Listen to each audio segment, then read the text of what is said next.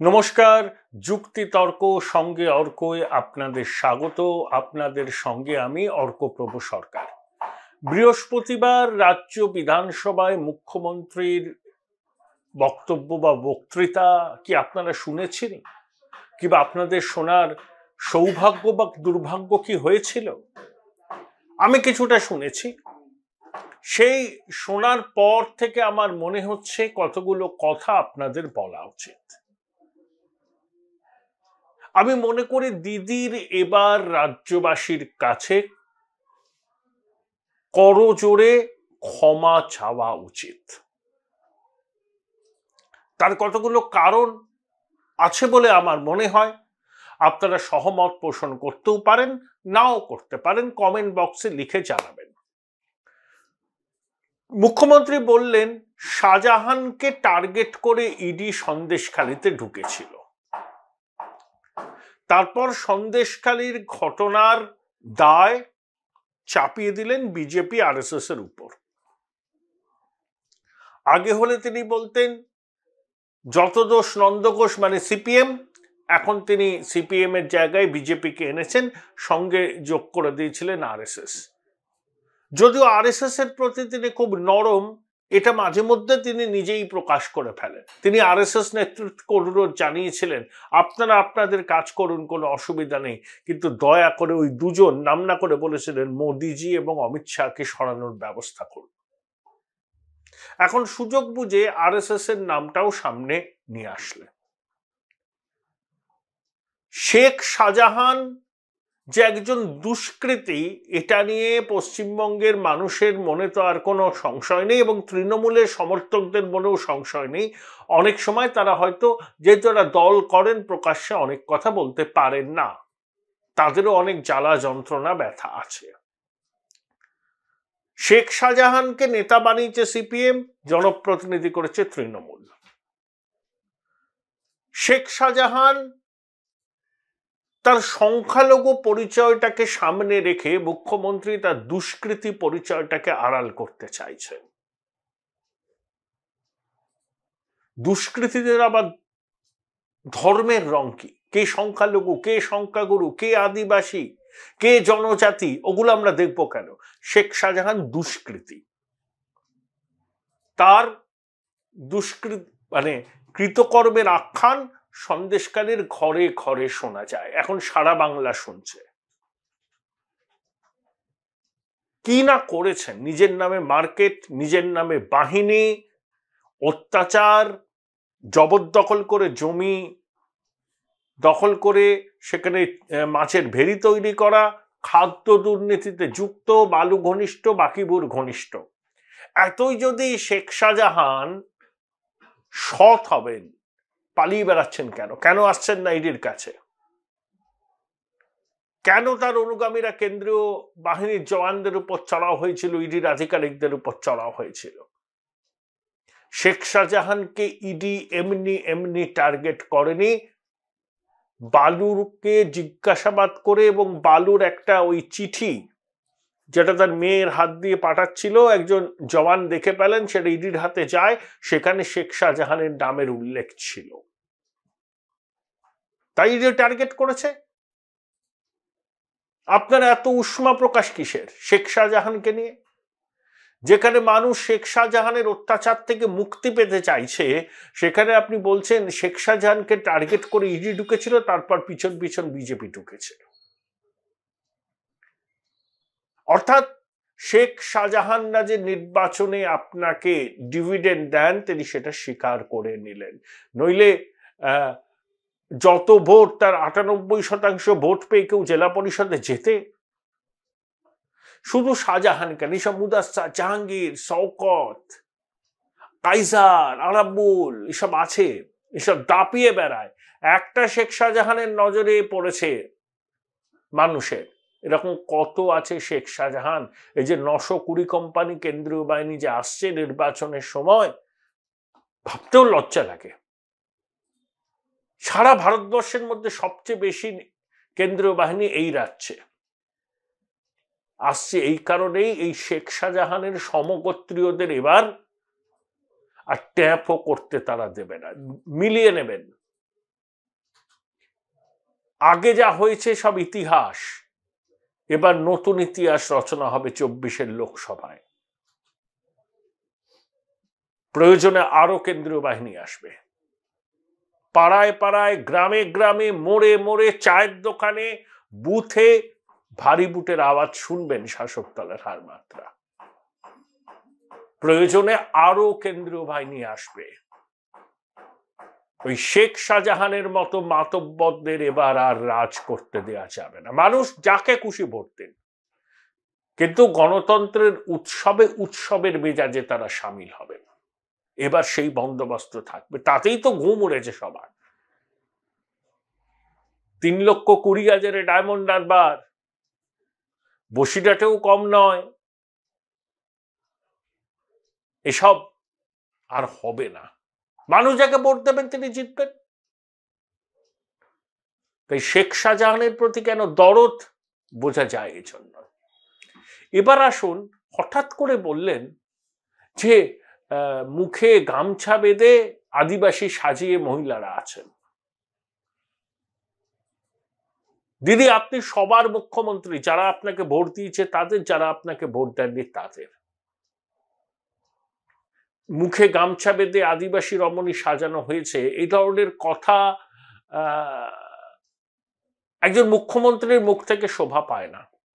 এবং এই আদিবাসীরা কেউ হঠাৎ করে উড়ে এসে জুড়ে বসা নন। এরা ব্রিটিশ আমল থেকে আছেন, সম্ভবত ছোটনাগপুর অঞ্চল থেকে তাদেরকে কৃষি কাজের জন্য নিয়ে আসা হয়েছিল। তারা সেখানকার ভূমিপুত্র। শেখ শাহজাহানরা ভূমিপুত্র নয়, এরা বাংলাদেশ থেকে পালিয়ে আসা দুষ্কৃতী। সেই দুষ্কৃতির ধর্মীয় পরিচয় যাই হোক না কেন, সে দুষ্কৃতী। আপনি কি সুন্দর দাগিয়ে দিলেন। আসলে দেখুন, আপনি মাঝে মধ্যেই বলেন পঞ্চায়েতে 1/3 মহিলা প্রার্থী দিয়েছি, লোকসভায়, রাজ্যসভায়, বিধানসভায় আমার কত মহিলা প্রার্থী আছে। যখন সংরক্ষণ চালু করলো, মহিলাদের সংরক্ষণের আইন পাশ হলো, তখন মুখ্যমন্ত্রী বললেন ওসব আমার আগেই করা হয়ে গেছে। অবশ্যই তার অনেক জনপ্রতিনিধির মহিলা আছেন। সাগরিকা ঘোষ, সুস্মিতা দেব, মমতা বালা ঠাকুর 3 জন মহিলাকে রাজ্যসভায় পাঠিয়েছেন। যদিও সুস্মিতা দেব এখানকার লোক নন, আর সাগরিকা ঘোষকে পাঠানোর পিছনে কারণ হলো দিল্লির ওই এলিট ইকোসিস্টেমের মধ্যে তৃণমূলের বার্তা পৌঁছে দেওয়া। এখনই অনেকে বলতে শুরু করেছেন যে সাংবিধানিক প্রতিষ্ঠানের উপর মুখ্যমন্ত্রীর দায়বদ্ধতা, তার মহিলাদের উন্নতিতে তার ভূমিকা, এই জন্যই তার প্রতি সবাই আকৃষ্ট হচ্ছেন। এটা মুখ্যমন্ত্রীর একটা দিক। তিনি লক্ষ্মীর ভান্ডার, কন্যাশ্রী, রূপশ্রী, হরেক কিসিমের প্রকল্প চালু করেছেন। আমি সামাজিক প্রকল্পের একজন সমর্থক, কারণ কল্যাণ ব্রতী রাষ্ট্র ধারণায় মানুষের হাতে নগদ পৌঁছে দেওয়া অবশ্যই দরকার। তাহলে মানুষের খরচ করার প্রবণতা বাড়ে এবং সার্বিকভাবে অর্থনীতির বৃদ্ধি হয়, গতিপ্রাপ্ত হয়। কিন্তু আপনি 1,000 কেন 2,000 টাকা, 2,500 টাকা করে দিন, কোনো অসুবিধা নেই। টাকার সংস্থানটা কি শুধু বাজার থেকে ঋণ করে?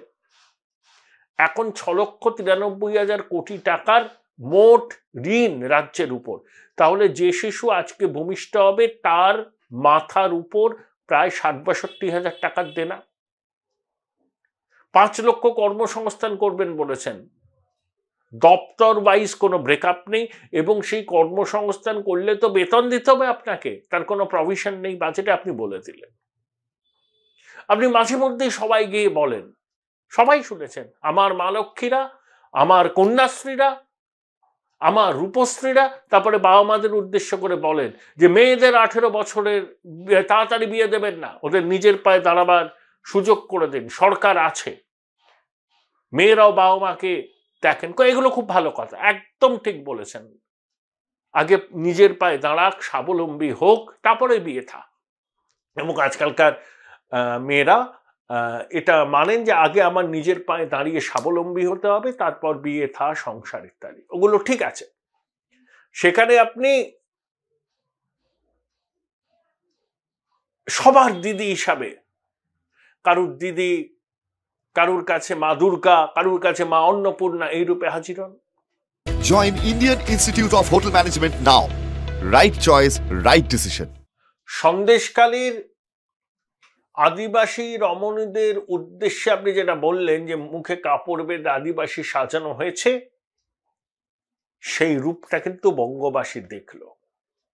অর্থাৎ আপনার দলের সম্পদ শিবু, শাহজাহান, উত্তমের বিরুদ্ধে অভিযোগ উঠছে, তখন আপনি তাদের পাশে দাঁড়িয়ে ওই মহিলাদেরকেই কাঠকড়ায় কার্যত তুলে দিলেন। অতীতেও আপনি অনেক করেছেন, সেই পার্ক স্ট্রিটের ঘটনা থেকে শুরু করে হাঁসখালির ঘটনা, সর্বত্রই আপনার যেসব বক্তব্য সেগুলো অত্যন্ত অসংবেদনশীল, কারণ ওই আপনার দলের লোকের নাম জড়িয়ে গেছে। এখানে তো আপনি সিপিএম বিজেপির গাড়ে দোষ চাপাতে পারেননি, তাই বলে দিচ্ছেন যে আদিবাসী মহিলা সাজানো হয়েছিল। এটা আর একটা দিক আপনার। কিন্তু আপনি শাহজাহানকে টার্গেট করে ইডি ঢুকেছিল, ওরা আদিবাসী নয়, আদিবাসী সাজানো হলো বললেন, কিন্তু একবারও বললেন না যে এতদিন ধরে এরা যে ত্রাসের সন্ত্রাসের রাজত্ব কায়েম করেছিল সন্দেশখালীর দুটো ব্লকে, সেই সম্পর্কে আপনার প্রশাসন কেন কোনো ব্যবস্থা নেয়নি?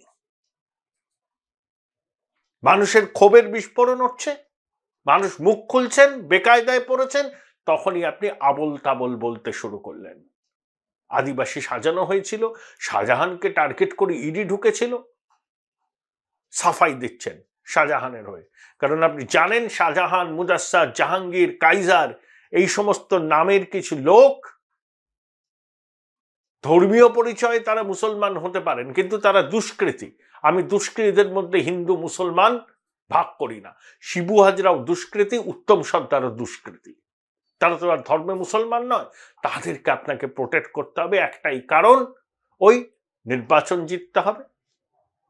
তারা ওখানে গণতান্ত্রিক অধিকার প্রয়োগ করতে দেবেন না, বিরোধী দলের কণ্ঠরোধ করবেন, এবং একই সঙ্গে অনেকে বলেন ওই ৭৫-২৫-এর ভাগও আছে। আপনার তো ক্ষমা চাওয়া উচিত পশ্চিমবঙ্গের মানুষের কাছে।